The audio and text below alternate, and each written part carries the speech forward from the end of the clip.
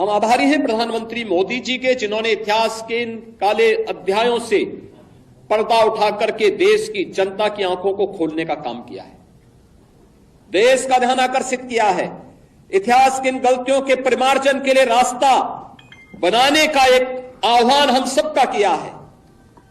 और उसी आह्वान के साथ जोड़ने के लिए मैं आप सबसे भी कहने के लिए आया हूं कि जो दृश्य 1947 में हुआ था, वही दृश्य तो आज बांग्लादेश के अंदर हम सबको देखने को मिल रहा है। 1.5 करोड़ हिंदू किस तरीके से बांग्लादेश के अंदर आज चिल्ला चिल्ला करके अपने आप को, अपनी अस्मिता को बचाने के लिए गुहार लगा रहे हैं, और दुनिया के मुंह सिले हुए कथित सेकुलरिस्ट भारत के अंदर भी इनके मुंह सिले हुए एक भी शब्द इनका नहीं निकल रहा है, क्योंकि उनको भय है कि अगर इन निरीह कमजोर लोगों के इस पक्ष में इन्होंने आवाज निकाली तो इनका वोट बैंक खिसक जाएगा। वोट बैंक की चिंता है, लेकिन मानवीय संवेदना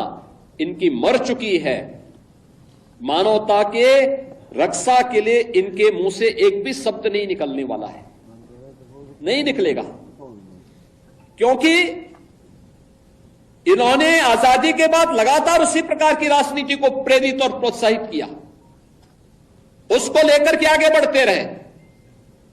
ये लगातार बांटो राज करो की उस राजनीति के तहत ये लोग देश के अंदर कार्य करते रहे। अंग्रेजों से सत्ता इन्होंने उस समय प्राप्त की। ये वास्तव में भारत की सत्ता का नेतृत्व नहीं कर रहे थे, बल्कि अंग्रेजों के ही, ब्रिटिशर के ही मानस पुत्रों के रूप में इन्होंने भारत की सत्ता को उस रूप में संचालन करना शुरू किया जैसे ब्रिटिशर इस देश के अंदर कर रहे थे। और आज उसी का दुष्परिणाम यह देश लगातार चुकाया है, अखंड हिंदुस्तान चुकाया है। लेकिन हमारा संकल्प है, महर्षि अरविंद ने जो 1947 के पहले उद्घोषणा की थी, आजादी की त्रास, देश की विभाजन की त्रासदी आजादी के मिलने के बाद अक्सर उन्होंने इस बारे में अपनी चिंता व्यक्त भी की, और उन्होंने इस बात को कहा था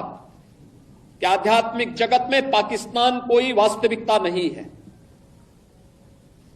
या तो उसका भारत में विलय होगा या पाकिस्तान इतिहास से समाप्त होगा, हमेशा के लिए समाप्त होगा।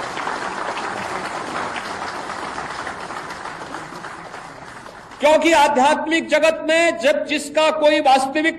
अस्तित्व नहीं है, उसको नष्ट ही होना है, और उसकी नष्टता, उसके नश्वरता